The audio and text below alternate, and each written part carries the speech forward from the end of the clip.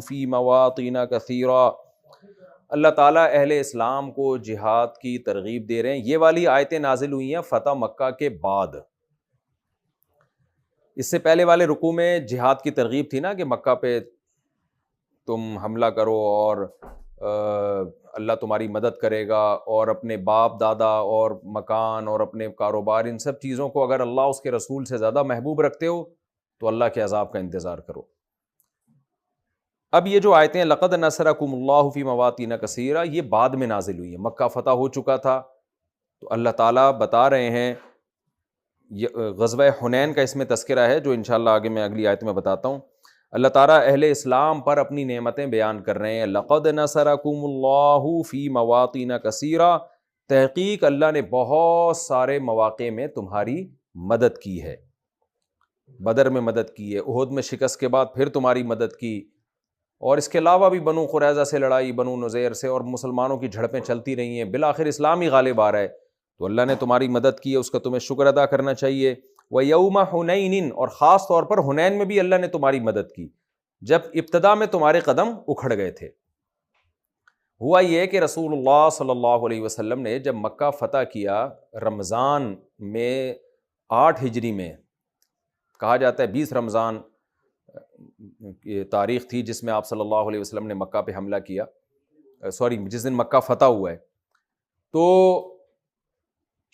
مکہ فتح ہونے کے بعد مکہ اور طائف کے درمیان میں بنو ثقیف اور حوازن قبیلہ، یہ 2 قبیلے رہا کرتے تھے۔ یہ بڑے سخت لڑاکو اور تیر اندازی میں بہت ماہر تھے یہ۔ تو ان قبیلوں نے کہا کہ اہل اسلام نے مکہ فتح کر دیا ہے تو یقیناً ان کا اگلا ہدف ہم ہوں گے، تو یہ ہمیں نہیں چھوڑیں گے، پھر یہ ہم سے لڑائی کریں گے، ہم پہ حملہ کریں گے۔ تو انہوں نے کیا کیا، آس پاس کے بہت سارے قبائل کو انہوں نے جمع کر لیا اور ارادہ کیا کہ ہم خوب جنگ کی تیاری کر کے اس سے پہلے کہ مسلمان ہم پہ حملہ کریں، ہم الٹا مسلمانوں پہ حملہ کر دیتے ہیں۔ رسول اللہ صلی اللہ علیہ وسلم کو یہ اطلاع مل گئی کہ اس طرح سے بنو حوازن اور بنو ثقیف، یہ 2 قبیلے جو ہے یہ اس طرح شرارت کر رہے ہیں اور یہ مکہ پہ حملہ کرنے کی کوشش کر رہے ہیں آس پاس کے تمام قبائل کو اکٹھا کر کے۔ تو آپ صلی اللہ علیہ وسلم نے ایک صحابی کو بھیجا کہ بھئی تصدیق کرو کہ کیا واقعی ایسا ہے بھی یا نہیں ہے۔ تو ان صحابی نے گئے، جاسوسی کی، انہوں نے آ کے بتایا کہ وہ مکمل جنگ کی تیاریوں میں اور پورا ان کا ارادہ ہے مکہ مکرمہ پہ حملہ کرنے کا۔ آپ کو علم ہوا تو آپ صلی اللہ علیہ وسلم نے خود ہی پہلے ان پہ حملہ کرنے کا ارادہ کر لیا، اور مکہ فتح ہونے کے 2 ہفتے کے بعد، 14 دنوں کے بعد، آپ صلی اللہ علیہ وسلم نے ارادہ کیا کہ حنین کا جو مقام ہے جہاں حوازن اور بنو ثقیف قبیلہ یہ لوگ رہا کرتے تھے، تو آپ صلی اللہ علیہ وسلم نے ارادہ کیا کہ یہاں پر آپ صلی اللہ علیہ وسلم ان پر حملہ کریں۔ اور 12,000 کا لشکر تھا، 10,000 تو وہ جو مکہ کی فتح میں شریک تھے، اس کے علاوہ بہت سے مکہ میں بھی بہت سے لوگ مسلمان ہو چکے تھے، اور بہت سے ایسے بھی تھے جو مسلمان نہیں ہوئے، لیکن انہوں نے کہا ٹھیک ہے ہم اسلام تو قبول نہیں کرتے، لیکن اب ہم محمد صلی اللہ علیہ وسلم کے ساتھ ہیں اور آپ کے ساتھ مل کے لڑیں گے ہم۔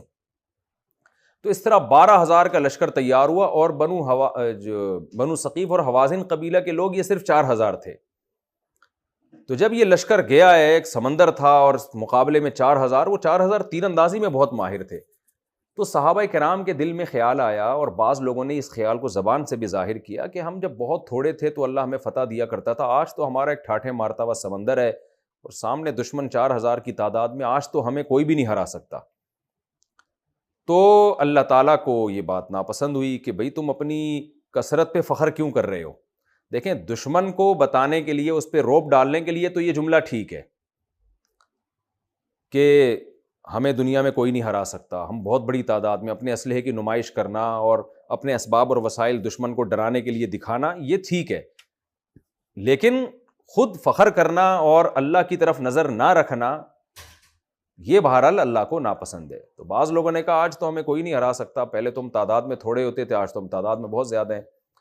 تو اللہ تعالیٰ کو یہ بات ناپسند ہوئی، اور اللہ تعالیٰ نے ایک تنبیہ کے طور پر جیتی ہوئی فتح کو شکست میں تبدیل کر دیا، یہ بتانے کے لیے کہ تم اپنی کثرت پہ اور اپنے اسباب اور وسائل پہ نظر نہ رکھو، اللہ چاہے گا تو تمہیں تمہاری کثرت اور اسباب وسائل کے باوجود شکست دے دے گا، تو نظر اللہ پہ رکھو. پہلے بھی اللہ کی وجہ سے مدد ہوتی تھی, اب بھی اللہ کی وجہ سے مدد ہوئی ہے. تو ہوا یہ کہ جب رسول اللہ صلی اللہ علیہ وسلم نے صحابہ کے ساتھ مل کے ان پہ حملہ کیا تو پہلے حملے میں صحابہ کامیاب ہو گئے.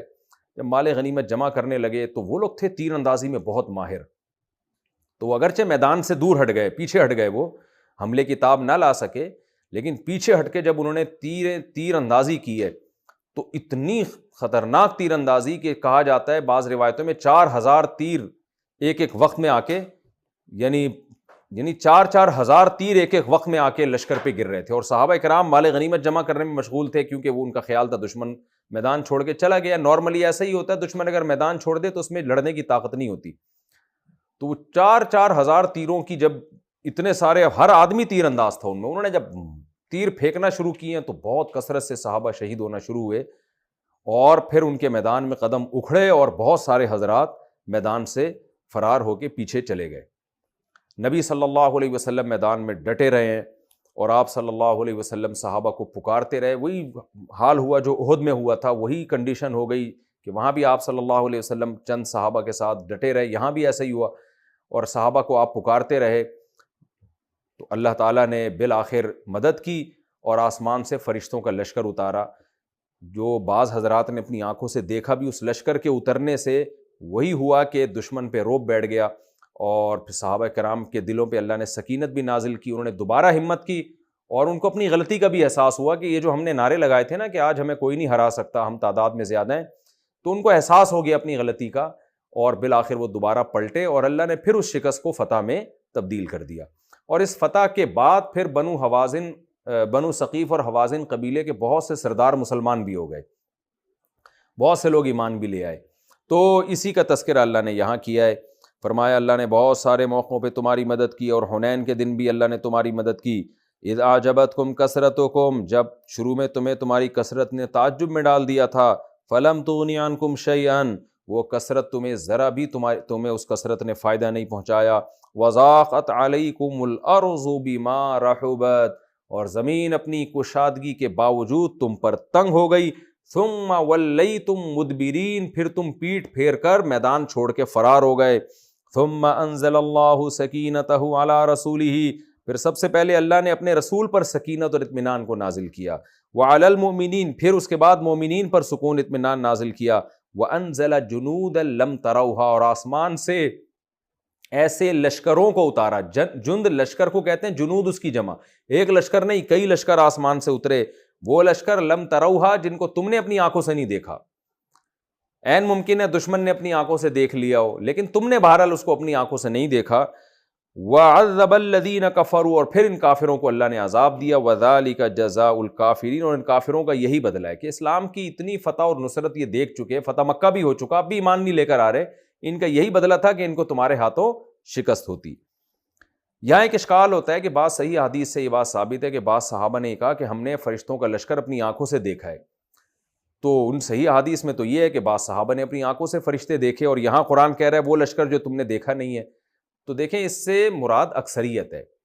ایک قاعدہ ہے للاکثر حکم الکل, بعض دفعہ ایک چیز اکثریت کے ساتھ ہوتی ہے لیکن کل پر اس کا اطلاق کر دیا جاتا ہے. تو زیادہ تر صحابہ نے وہ لشکر نہیں دیکھا تھا, تو ان زیادہ تر ہی کی وجہ سے اللہ نے کہا کہ ایسا لشکر اتارا جو تم نے اپنی آنکھوں سے نہیں دیکھا. تو چند ایک نے اگر دیکھ لیا تو وہ اس آیت کے منافی نہیں ہے.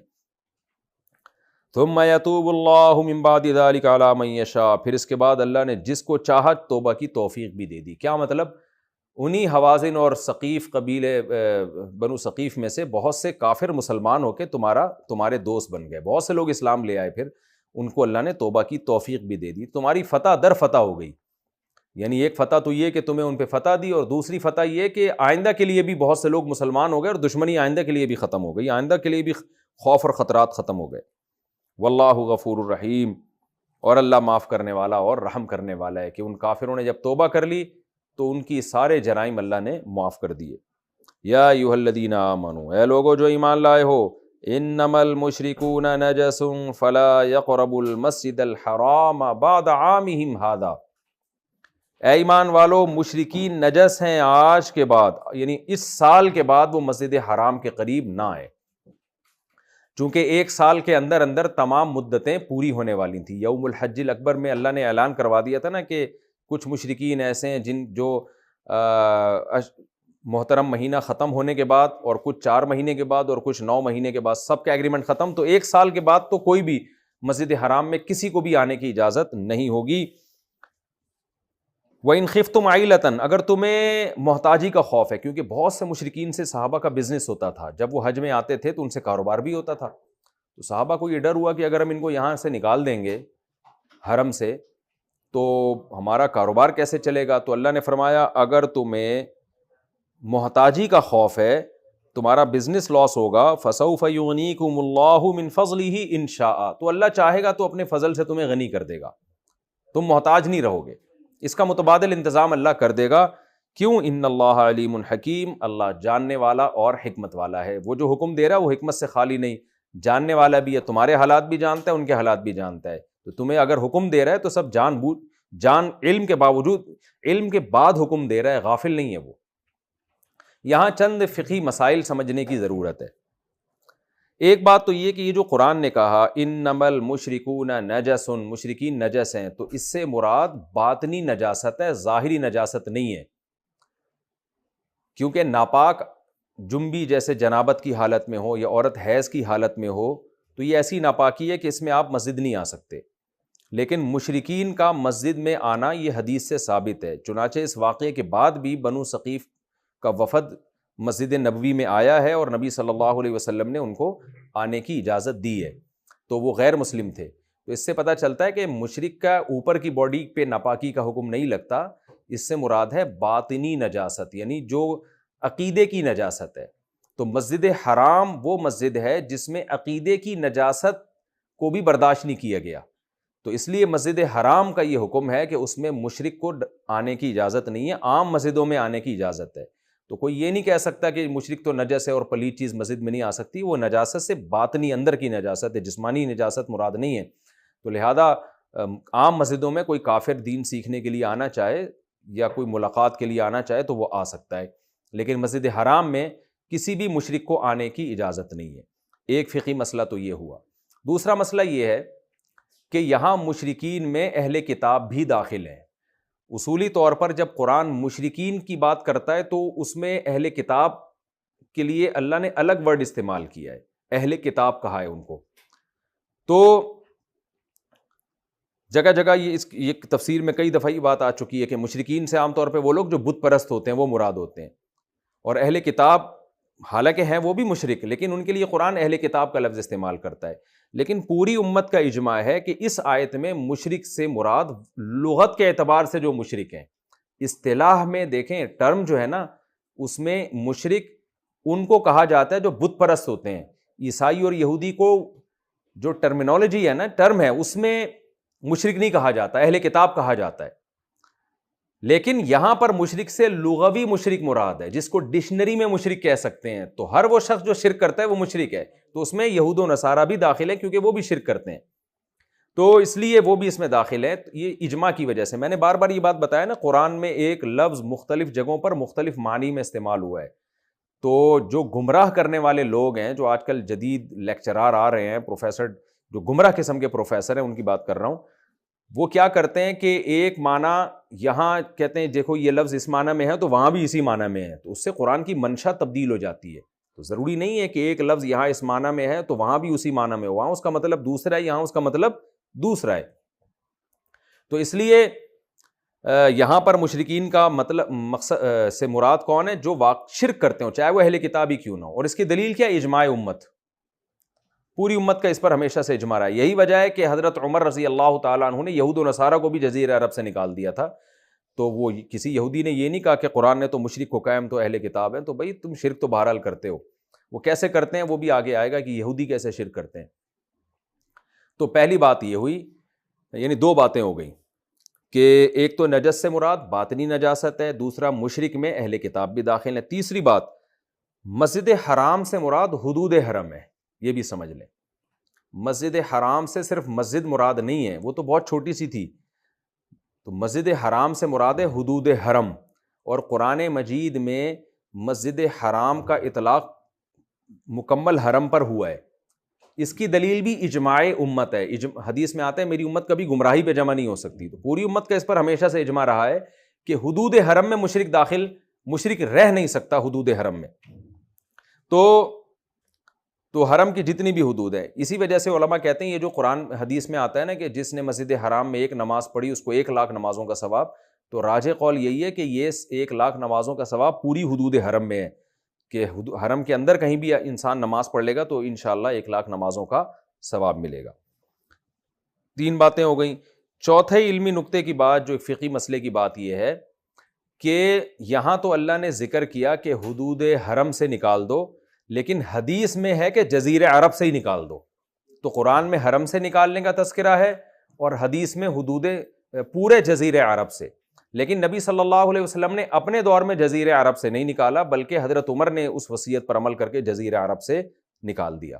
یہ چوتھی بات ہو گئی. 5ویں علمی بات جو فقہی مسئلے کی بات ہے وہ ہے اختلافی. وہ اختلافی مسئلہ یہ ہے کہ دیگر تینوں ائمہ کے نزدیک جزیرہ عرب یا حدود حرم میں غیر مسلم کا داخلہ منع ہے، چاہے وہ رہنے کے لیے آئے یا کاروبار کے لیے آئے یا کسی کام سے آئے امن لے کے کسی بھی طرح سے. جبکہ امام ابو حنیفہ رحمہ اللہ تعالیٰ کے نزدیک یہاں نکالنے کا مطلب یہ ہے کہ ان کو رہائش اختیار کرنے کی اجازت نہیں ہے. اگر کوئی غیر مسلم مشرک جزیرہ عرب میں یا حرم میں کسی معاہدے کے تحت وقتی طور پر آتا ہے جس میں مسلمانوں کا فائدہ ہو، جیسے کوئی مزدور ہے، کوئی انجینئر ہے جس سے آپ نے حرم میں کوئی تعمیر کروانی اور آپ کے پاس اپنے انجینئر نہیں ہے، کوئی وجہ ہو جس کی بیس پر، یا یعنی کوئی بھی ایسی وجہ جس کی بیس وہ تجارت کی غرض سے آ رہا ہے، کوئی وقتی طور پر ایگریمنٹ ہے، تو امام ابو حنیفہ کے نزدیک یہ جائز ہے اور وہ اس آیت میں داخل نہیں ہے. یعنی اس آیت کا مطلب امام ابو حنیفہ کے نزدیک یہ ہوا کہ غیر مسلم کو، مشرک کو جزیرہ عرب یا حدود حرم میں رہائش اختیار کرنے کی اجازت نہیں، اس کو نکال دیا جائے گا. بطور مسافر کے اگر کوئی آنا چاہے تو امیر اور مسلمان خلیفہ کی پرمیشن سے وقتی طور پر آ سکتا ہے. اور میرا خیال ہے اسی قول کی بیس پہ حکومت سعودیہ نے جو اجازت دی ہے وہ شاید امام حنیفہ ہی کے قول کو اختیار کیا گیا ہے، جس کی وجہ سے وہاں غیر مسلمین ایک معاہدے کے تحت آتے ہیں، جاب وغیرہ کرتے ہیں اور پھر چلے جاتے ہیں. واللہ عالم، پوری تفصیل مجھے اس کی معلوم نہیں ہے. تو یہی وجہ، پھر کوئی کہہ سکتا ہے کہ اگر تجارت کی غرض سے وقتی طور پر معاہدہ کر کے آ سکتا ہے تو پھر قرآن نے یہ کیوں کہا کہ اگر تمہیں غربت کا خوف ہے تو اللہ تمہیں غنی کر دے گا؟ تو غربت کا خوف اسی بیس پہ تو تھا نا کہ ان سے تجارتیں ہو رہی تھیں، تو اگر تجارت کی غرض سے آنے کی اجازت ہے تو پھر غربت کا خوف کہاں سے ہو گیا؟ تو اس کا جواب یہ ہے کہ مستقل جب وہ رہائش اختیار کرتے تھے نا، جیسے کہ مشرکین مکہ نے اور یہود و نصارہ کی رہائش تھی، تو اس وقت ان سے بزنس اعلیٰ وجہ الکمال ہو رہا تھا. ظاہر ہے جب آپ ان کو نکال دیں گے، ان کی وہ جگہ ہی نہیں رہے گی، تو پھر ان سے بزنس کرنا بہت مشکل ہو جائے گا. ابھی تو یہ تھا کہ صحابہ کرام آتے تھے، وہاں کے مقامی لوگوں سے کاروبار کرتے تھے، چلے جاتے تھے. اب وہ مقامی لوگوں کی ایک بڑی تعداد کو جب آپ جزیرہ عرب سے ہی نکال دیں گے تو ان سے بزنس کیسے ہوگا؟ تو وہ ان کو نکالنے کے بعد بھی بزنس کا بہت بڑا نقصان ہونے کا خطرہ بہرحال موجود تھا. تو اس لیے اس میں دونوں قول ہیں. میں ابھی اس کسی قول کی ترجیح کی بات نہیں کرتا کہ اس میں امام ابو حنیفہ کا قول راجح ہے یا دیگر ائمہ کا قول راجح ہے. یہ حکومت کی ثوابدید پر ہے کہ ایسے موقع پہ جہاں مسئلے میں اختلاف ہو تو مسلمانوں کا خلیفہ یا حکومت وہ اگر کسی قول پہ فیصلہ کر دے تو وہ بہرحال سب کے لیے نافذ العمل ہوتا ہے. تو اب چونکہ حکومت سعودیہ کا وہاں پر راج ہے، تو سعودی حکومت اگر کسی بھی فقیہ کے قول کو لے لیتی ہے اور اس پہ فیصلہ کر دیتی ہے تو شرعاً پھر تمام مسلمانوں پر لازم ہوگا کہ وہ اس قول کی پاسداری کرے. تو خلاصہ یہ نکلا کہ رہائش اختیار کرنے کی تو ان آیتوں کی روشنی میں قطعاً اجازت نہیں ہے. بطور سفر کے کسی خاص مقصد کے تحت وہ آ سکتے ہیں، تو امام حنیفہ کے نزدیک جائز ہے، بشرطے کہ بادشاہ کی اجازت ہو اور اس میں اسلام کا نقصان بھی نہ ہو. یہ بھی انہوں نے یہ بھی قید لگی ہوئی ہے کہ اسلام کا نقصان نہ ہو اس میں.